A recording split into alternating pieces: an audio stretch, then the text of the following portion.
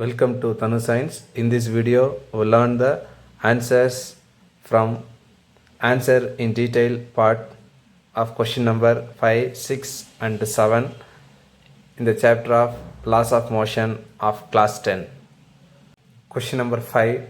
Describe rocket propulsion. Rocket propulsion, it is based on the law of conservation of linear momentum and Newton's third law of motion. We know that conservation in the sense remains same. So total momentum of any system will be the same. Next, Newton's third law of motion, for every action there is an equal and opposite reaction. So based on these two principles, rocket propulsions are working. Now we will see the working. Let us consider this is a rocket, this is a fuel tank or propellant tank. This is nozzles. So nozzles means from this hot gas going to come out. When the rocket is fired, the fuel going to be burnt and hot gas ejected through the nozzles with huge momentum in the downward direction. This is considered as a action. To balance this downward huge momentum, at the same time equal and opposite reaction force, that means equal and opposite momentum will be acting in the upward direction. If you take this downward huge momentum is action, the upward huge momentum is reaction. So here Newton's third law is verified. This huge momentum in the opposite direction or in the upward direction makes the rocket project forward. So makes the rocket project forward. So forward in the sense rocket moves in the upward direction with high velocity. While in motion, so during the motion, when the rocket moving in the space, its mass, fuel mass decreases. When the fuel mass decreases, velocity going to be increases. According to law of conservation of linear momentum, we know that total momentum of the system is constant.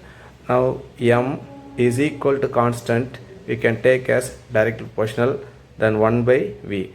When the mass decreases, that means mass of the fuel decreases, so the velocity going to be increases. So that rocket gets the high velocity with the altitude. This is according to law of conservation of momentum at one stage. So at one stage, after reaching the high velocity, it's sufficient to escape from the gravitational pull of the earth. So this is earth. So from this earth, rocket can escape from the gravitational pull. That means rocket can escape from the gravitational force. So that time velocity of the rocket is very high. So that velocity is nothing but escape velocity. Propulsion of rocket is based on the law of conservation of linear momentum and Newton's third law of motion. Now we'll see the working. So what we discussed, what we learned in the previous explanation, that thing we are going to see again. Rockets are filled with a fuel in the propellant tank. So fuel is filled in a propellant tank. Fuel is filled in the propellant tank. When the rocket is fired, this fuel going to burnt and a hot gas ejected through the nozzle with high speed, producing the huge momentum. So when the rocket is fired, that fuel is burnt and hot gas ejected with a high speed from the nozzle of the rocket, producing a huge momentum. This will be acting in the downward direction. To balance this huge momentum, an equal and opposite reaction force, that is upward huge momentum, will be produced. So which makes that opposite reaction force, that means upward huge momentum, which makes the rocket project forward in the sense rocket will be moving in the upward direction with high speed.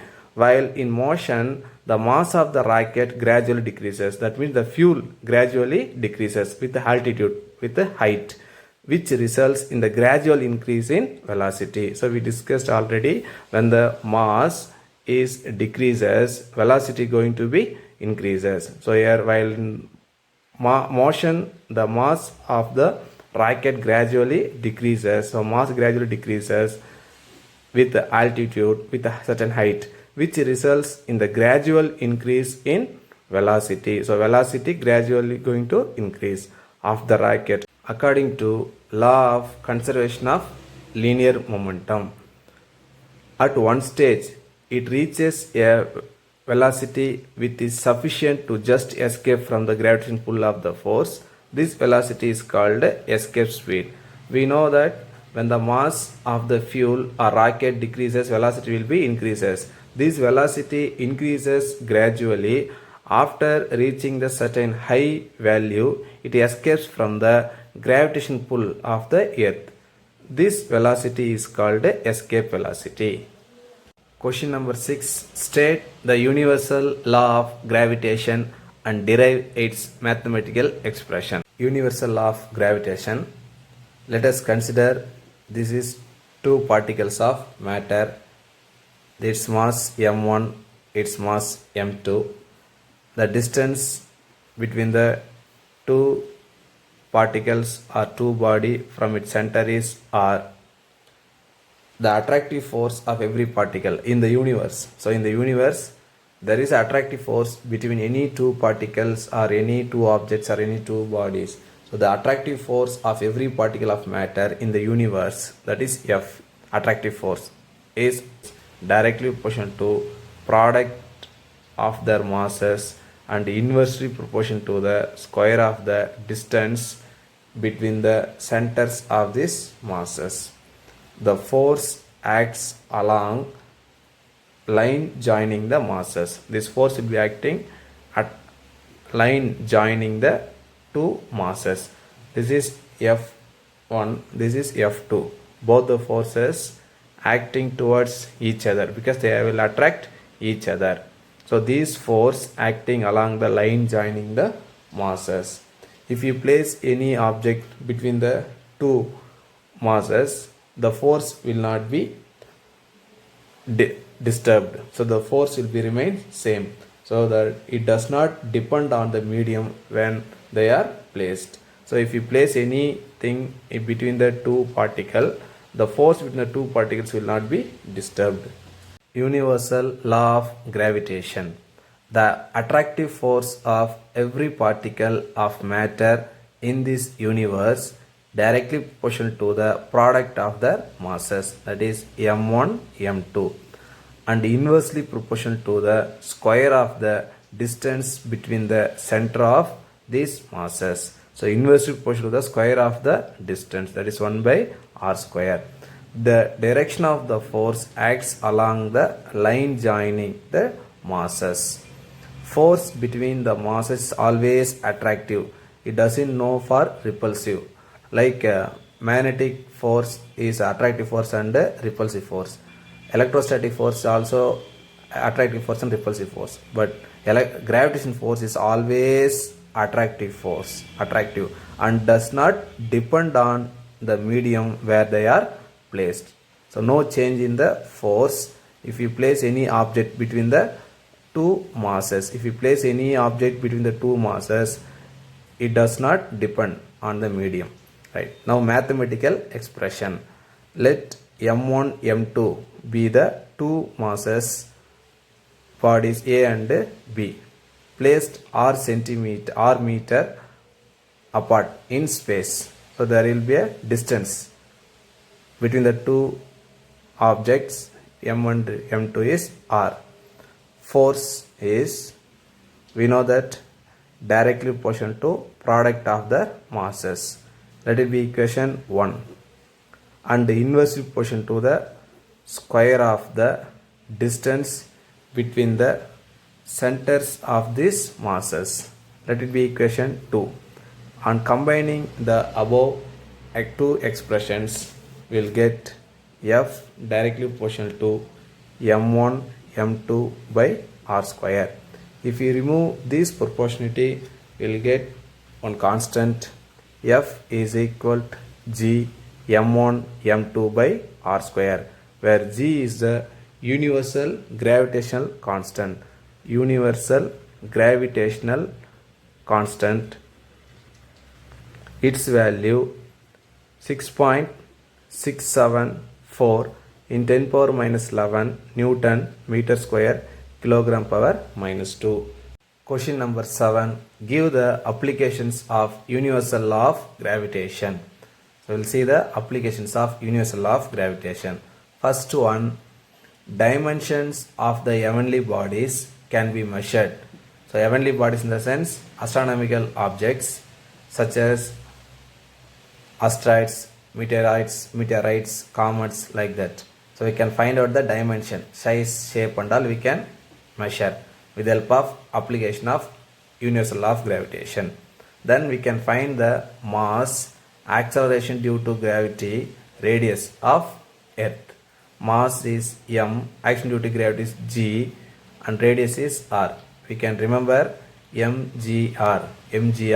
M represents mass, g represents acceleration due to gravity, r represents radius of the earth. Can be calculated. So dimensions of the heavenly bodies can be measured, and mass, acceleration due to gravity, radius of the earth can be calculated. Now second application. The second application discovers new stars and planets. So you can, with the help of the universal law of gravitation, you can find the new stars and planets.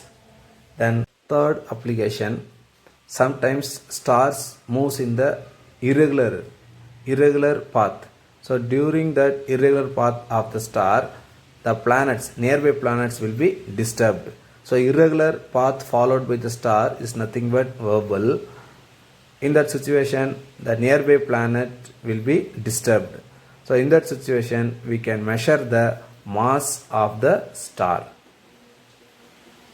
So third point, one of the irregularities in the motion of stars is called variable, lead to the disturbance in the motion of a planet nearby. In this condition, the mass of the star can be calculated. Then fourth one, helps to explain germination of root in geotropism. In geotropism, this explains the direction of growth of root. So we can understand this geotropism with the help of universal law of gravitation. So helps to explain germination of root in geotropism. So last application, helps to predict the path of the astronomical bodies. If any comets, if any asteroids or meteorites, these things are astronomical bodies. These astronomical bodies following some path. That path we can predict with the help of universal law of gravitation. Thank you, students.